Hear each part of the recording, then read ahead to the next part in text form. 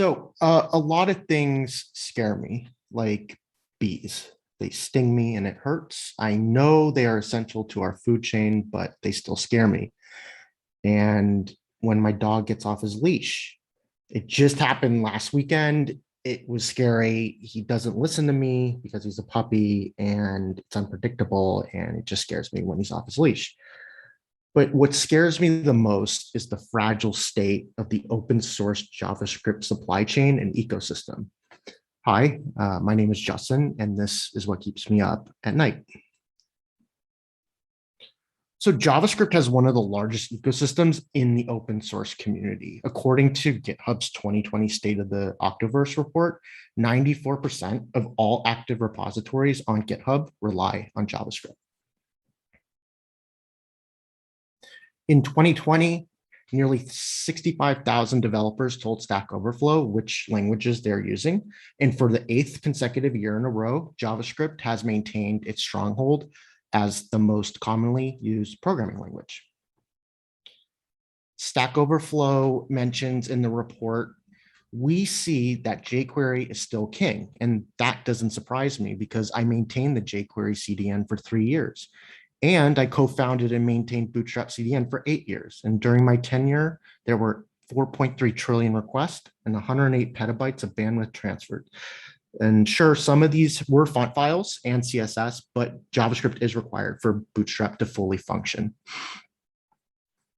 Besides code, I'm on the selection committee for the Mozilla Open Source Support Program, where hundreds of JavaScript projects have submitted applications over the years for grants.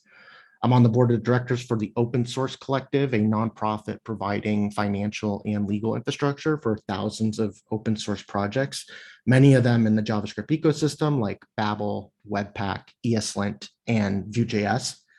I'm also an advisor to js.la, a free CDN for open source, mostly for JavaScript, given the name.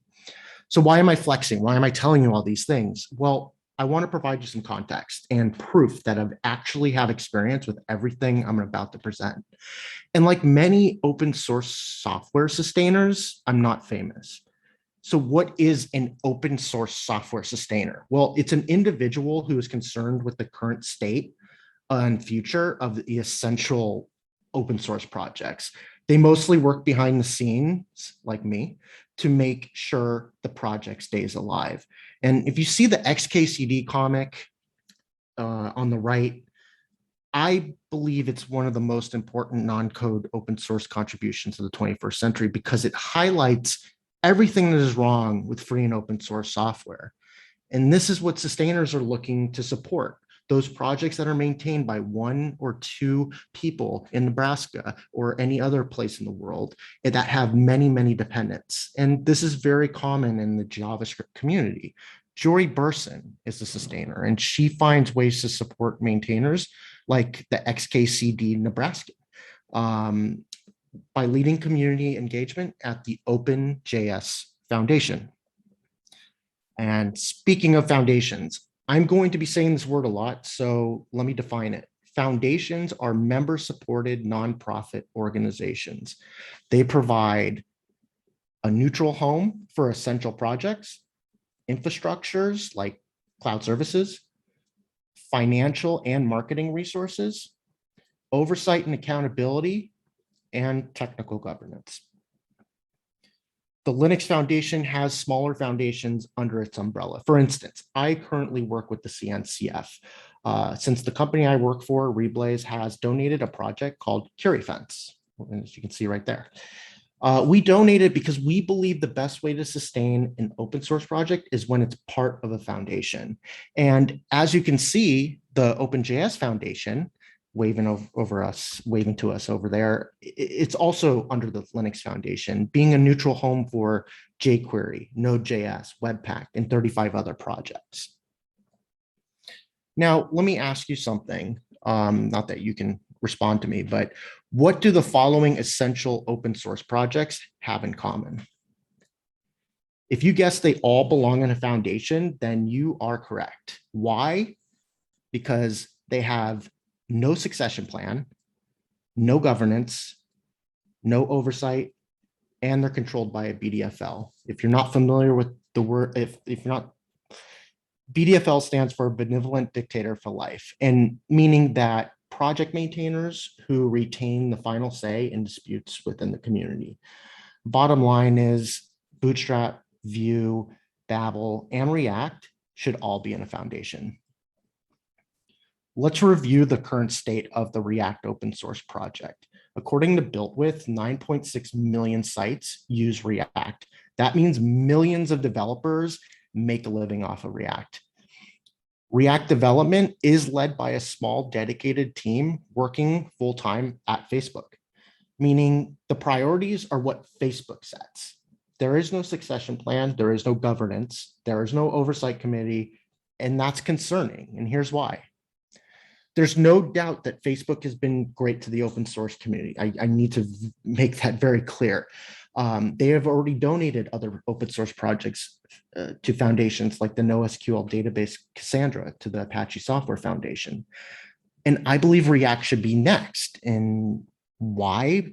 Because companies get bored. And while Facebook might not abandon React today or next year or in 5 years, but remember Parse? Facebook acquired Parse for $85 million in 2013. In 2014, Parse powered 500,000 mobile apps. In January 2016, Facebook open sourced the Parse platform and then announced it would shut the service down in 2017. Some might say, well, yeah, but they open sourced Parse, and I will give them credit there, but that's not the point. The point is companies change priorities and can abandon any project at any time, and that keeps me up at night. Some people told me over the years that I'm overreacting and I'm being hyperbolic. And honestly, I don't think I am. And I think a lot of people are in denial. And remember what happened in 2016, the LeftPad fiasco? Thousands of projects that used it as a dependency broke. And it was a wake-up call for the industry. I mean, if LeftPad was in a foundation, this wouldn't have happened. Here's the truth. Since JavaScript is everywhere, it is a target for cyber criminals. And I know this firsthand. Bootstrap CDN was hacked in 2013. And let me assure you, these weren't script kiddies. This attack was sophisticated and took some planning and resources. They were financially motivated and they were not looking to submit a bug bounty for $300 to $500. Here's the deal. Like, we all take these essential projects and infrastructure for granted, and that also keeps me up at night.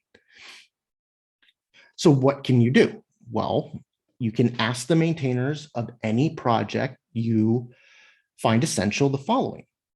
Are there any plans to join a foundation? And if that's not the case, then ask for some clear accountability. For example, what happens when the domain expires for the docs that you use every day? Who's in charge of renewing the SSL certs if Let's Encrypt is not used or it just breaks? How can your company sponsor this project? Are they using Dependabot to automatically monitor dependencies for known vulnerabilities? Is two-step enabled for all maintainers of the project? Just start asking questions in GitHub discussions, Slack, Discord, email, DM. Just please don't be rude. Just ask. Just start a dialogue. So let's wrap this up, shall we? Okay, number one, the current state of the open source JavaScript ecosystem scares the shit out of me, and it should scare you too. Number two, jQuery is not dead. Number three, we need more open source sustainers. More on that in a little bit. Donations are great. Number four, donations are great, but sponsoring a maintainer and project is better because recurring revenue is better than just one-off donations. Number five, ask your employer to sponsor a project your company depends on or become a member of the OpenJSF. Number six, don't assume they will say no. There is no harm in asking them and everything to gain. Number seven, essential projects should be in foundations. Number eight, I'm not being hyperbolic. Cyber criminals target essential and popular JavaScript projects and infrastructure. Number 9, ask essential project maintainers sustainability questions. And number 10, last but not least, talk to your colleagues about the threats to the JavaScript supply chain and ecosystem we all profit from. I mean, JavaScript is pretty cool, right? Then do your part to protect it. That's all the time I have left for tonight. I really appreciate you all coming out, and I hope this has inspired you to become an open source sustainer. You can go to sustainoss.org to learn more. And many thanks to my employer, Reblaze, for being awesome as always and letting me and promoting this talk. The organizers of JS.la, especially Alex, for reaching out. The data, well, this is important because the data didn't come from me, but data was provided by w3text.com, builtwith.com, Stack Overflow, octoverse.github.com, and about.scarf.sh. My name is Justin Dorfman, and hopefully I'll see you all in Brooklyn where we can all get some sleep. Thank you.